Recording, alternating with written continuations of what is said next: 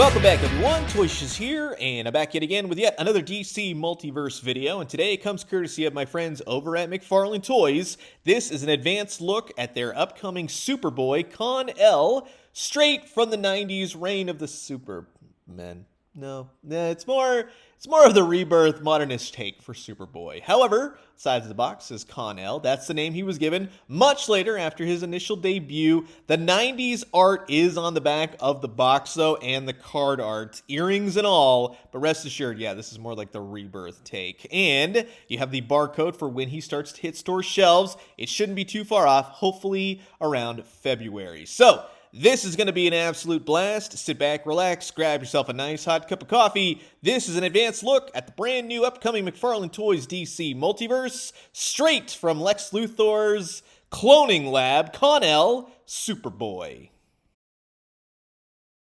And while I got all you would-be Superman successors here, I just want to say thanks so much for always checking out my DC Multiverse videos. If you haven't already, please do consider subscribing. Old toys, new toys, daily news updates.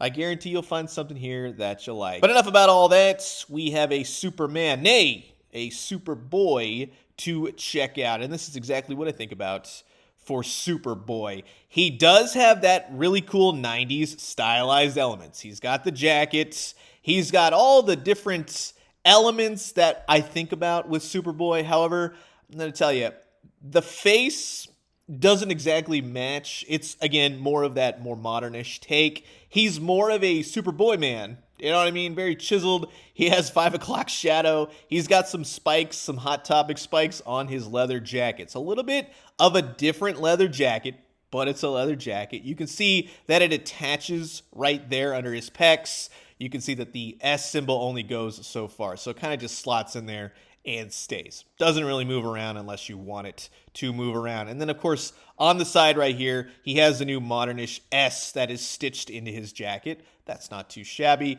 The fingerless gloves are painted very nicely. I'll give it to him. He just had more solid gloves in the 90s. It's a little bit of a different belt, but he does have the more yellowish orange belts that go around his leg, and he has patches on his knees now, different take on the boots. Before, they used to have some yellow bands around them. So, for me, it's close enough to the 90s design.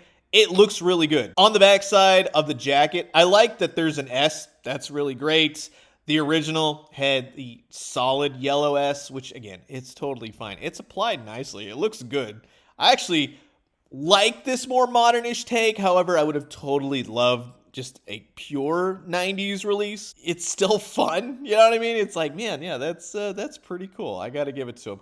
The articulation is pretty solid for what it is. It's all the new, more updated articulation, which is nice. Even the legs are ratcheted, so that's nice to see. Nothing was stuck. Nothing had to be heated up. Nothing came apart. So that's another great update as well. He has a little bit of an ab crunch, waist rotation. I do wish that the head went up a little bit more. I think that's a key element for Superman type figures.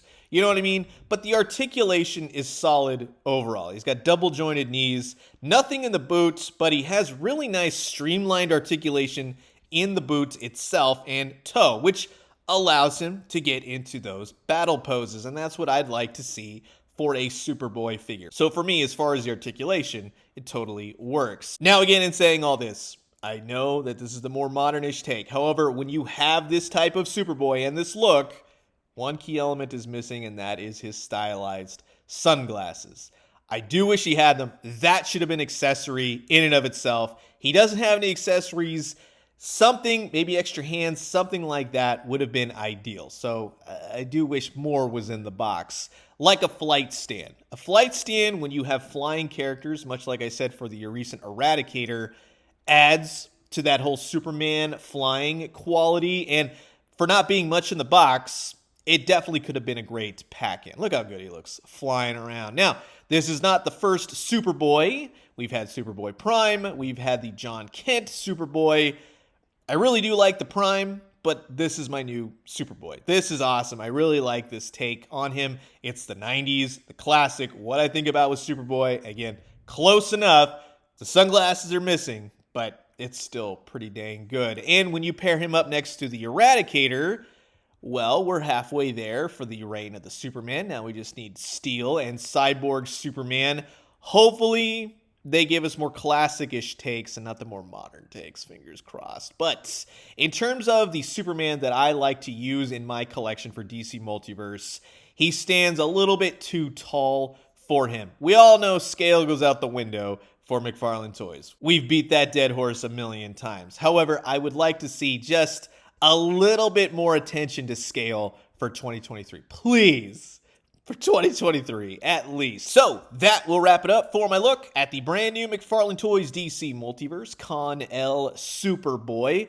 Not a bad way to start off 2023. Very happy with this figure. Brings a lot of nostalgia, brings a lot of newness.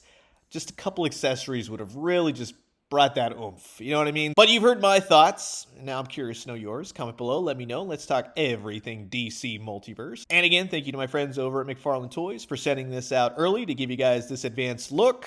And don't worry, I got plenty more on the way. We got some cool figures to look at.